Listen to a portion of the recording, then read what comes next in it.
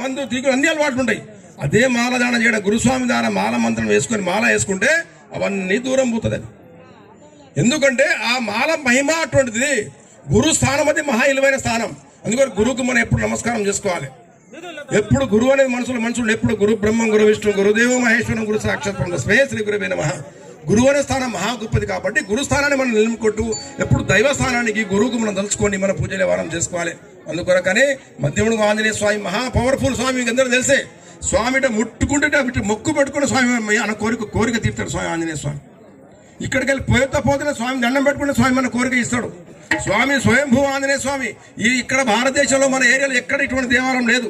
ఈ కొండగట్టు ఆంజనేయ స్వామి కానీ బీచ్పల్లి ఇవన్నీ ఆంజనేయ స్వామి పెట్టి ప్రతిష్ఠ చేసుకున్న ఆంజనేయ స్వామి విగ్రహాలే. మన ఆంజనేయ స్వామి స్వయంభూగా పుట్టలకెళ్ళి బయటకు వచ్చిన విగ్రహం కాబట్టి యమ పవర్ స్వామి.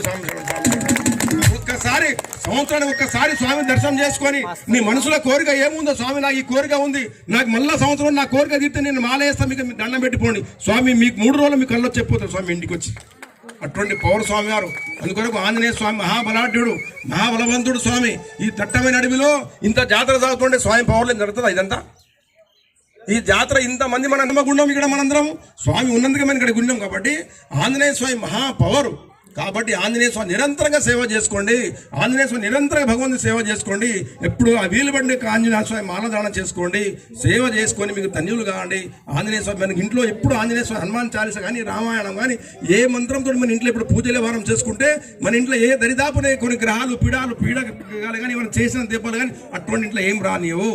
ఎప్పుడు హనుమాన్ ప్రతి శుక్రవారం శనివారం ఆంజనేయ స్వామి హనుమాన్ చాలీస పారాయణం చేసుకోండి. మీరు ఇంట్లో దీపారాధన చేసుకోండి, ఆంజనేయ స్వామి ఫోటో పెట్టుకోండి. ఇంట్లో దీపారాధన చేసుకుంటే మీకు ఎంతో పవర్ వేస్తుంది.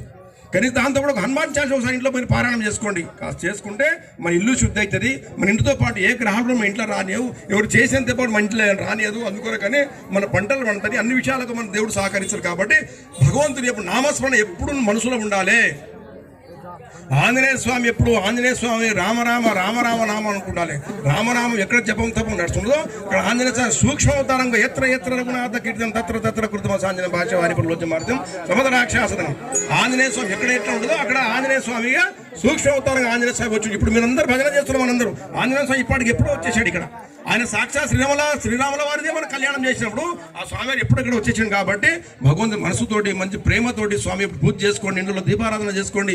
భగవంతుడు ఎప్పుడు వేరే మతస్థుల దాన్ని మీరు వెళ్ళకండి. మన హిందూ ధర్మాన్ని కాపాడు, మన దేశం కాపాడుకో, మన ఇల్లు కాపాడు, మన దేవాలయం మనం కాపాడుకోవాలి. కాబట్టి మధ్యమున ఆంజనేయ స్వామి ఆశీస్సులు మీ అందరి మీద ఉండాలని నేను మనవి చేస్తూ ఇవి ఇచ్చిన అవకాశం ముగించుకుంటూ చేసిన